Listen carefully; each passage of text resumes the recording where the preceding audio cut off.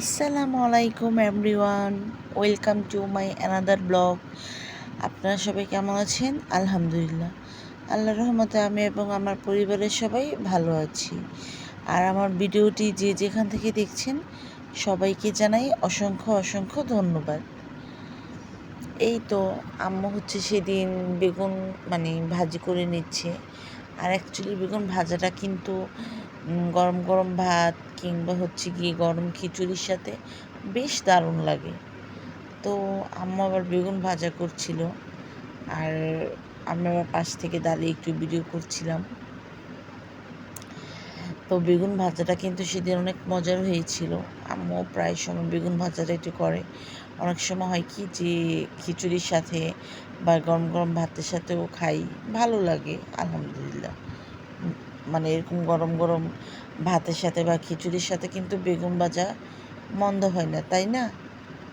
তারপর আবার পাশ থেকে আম্মু আবার একটু করলা ভাজিও করছিল।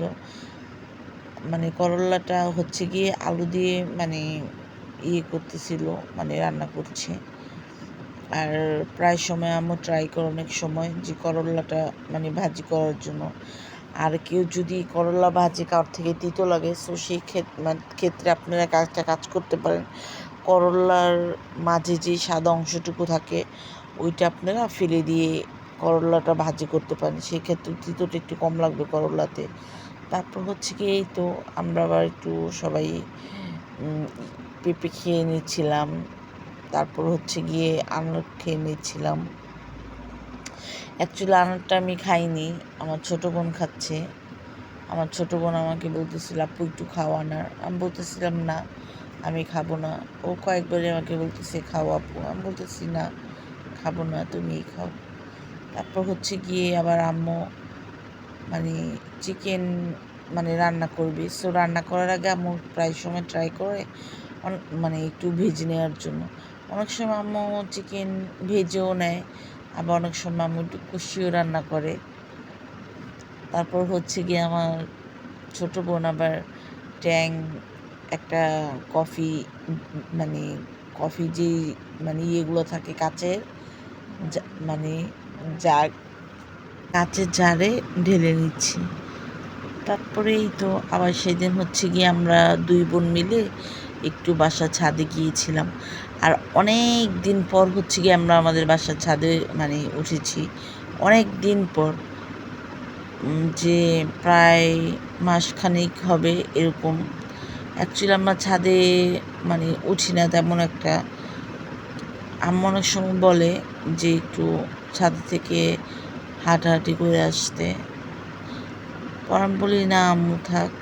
তারপরে সেদিন আবার একটু যে কাপড় বাসায় কাপড় দেওয়া হয়েছিল, সো আম্মু আবার বলতেছিল যে তাহলে একটু ছাদে, যেহেতু অনেকগুলো কাপড় দেওয়া হয়েছে, সো আম্মু বলতেছিল আবার যে একটু ছাদে দেওয়ার জন্য। অনেক সময় হয় কি যে ছাদে কাপড় দিলে তাড়াতাড়ি শুকিয়ে যায়। সো আমি আর আমার ছোটো বোন ছাদে গিয়েছিলাম কাপড়গুলো আনতে।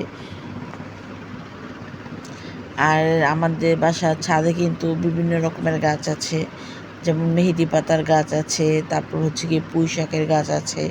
আর আমাদের বাসার ছাদে কিন্তু মেহেদি পাতার গাছটা অনেক বড় আলহামদুলিল্লাহ। আর সবাই মেহেদি পাতার গাছটা দেখে মাশাল্লাহ বলে দিবেন।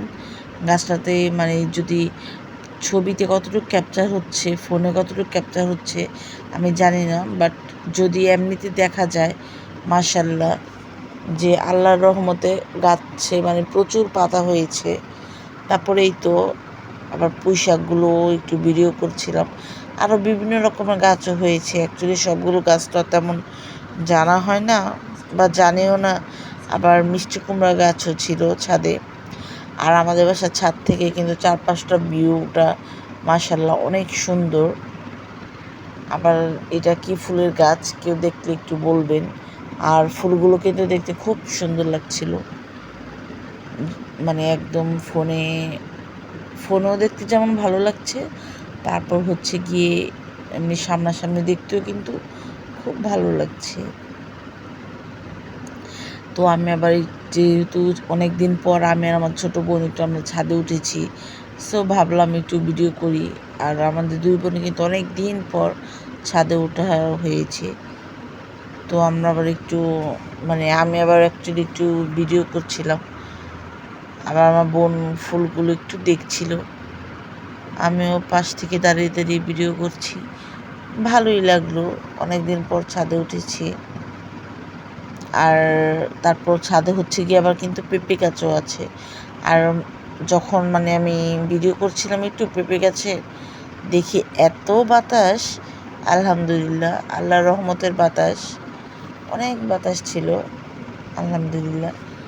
দেখেন পাতাগুলো কীভাবে নাড়াচাড়া করছে পেঁপের। আর ছাদের চারপাশটা ভিউটাও কিন্তু খুব ভালো লাগছে। তো যখন আমরা ছাদে উঠেছি, আমি এই ফোনটা নিয়েই উঠেছিলাম। ভাবলাম যেহেতু অনেক দিন পর ছাদে উঠেছি, আমি আমার ছোটো বোন একটু সবার মধ্যে শেয়ার করি, আমার আন্টিদের বা আপুদের মাঝে, ভাইয়াদের মাঝে। সো ভাবলাম একটু শেয়ার করে নিই। ভালোই লাগলো ছাদটা অনেক দিন পর উঠে। আর আমার ভিডিওটি কেমন লেগেছে কমেন্টস বক্সে জানাবেন। আর যদি প্লিজ ভালো লেগে থাকে তাহলে একটা ছোট্ট লাইক দিয়ে দিবেন, কারণ আপনাদের ছোট্ট একটা লাইকই আমার ভিডিওটা অনেকের কাছে পৌঁছতে সাহায্য করবে।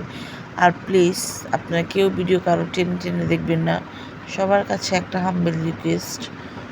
আর কেউ বলবেন না কারো ভিডিওতে যে এত নাম্বার সাবস্ক্রাইবার, যে পাশে আছি, পাশে থাকবেন, এগুলো বলবেন না আপনারা। প্লিজ একটা ভিডিও সবার ভিডিও দেখে একটা সুন্দর গঠনমূলক কমেন্টস করে দিবেন, তাহলেই তো হবে। আর আমার ভিডিওটি যে দেখে বা যারা কমেন্টস করে, আমি কিন্তু সবার চ্যানেলে গিয়ে তারপর হচ্ছে গিয়ে সবার ভিডিও দেখিনি, একদম ফুল ওয়াচ করেই দেখে তারপর সুন্দর একটা গঠনমূলক কমেন্টস করি। সো প্লিজ আপনারা কেউ কারো ভিডিওতে এত নম্বর সাবস্ক্রাইবার এগুলো বলবেন না, এটা সবার কাছে একটা রিকোয়েস্ট। আর আমার চ্যানেলটি পর্যন্ত যারা সাবস্ক্রাইব করেছেন তাদেরকে জানাই অসংখ্য ধন্যবাদ। আর আমার ভিডিওটি যদি কেউ নতুন দেখে থাকেন তাহলে প্লিজ আমার ভিডিওটি দেখে একটা ছোট্ট লাইক দিয়ে সাবস্ক্রাইব করে দিবেন আমার চ্যানেলটি। তারপর এই তো ছাদ আবার একটু হচ্ছে গিয়ে যে আমরা যেহেতু কাপড় শুকাতে দিয়েছিলাম, সো আবার কাপড়গুলো একটু নাড়াচাড়া করে দিচ্ছি। আসসালামু আলাইকুম।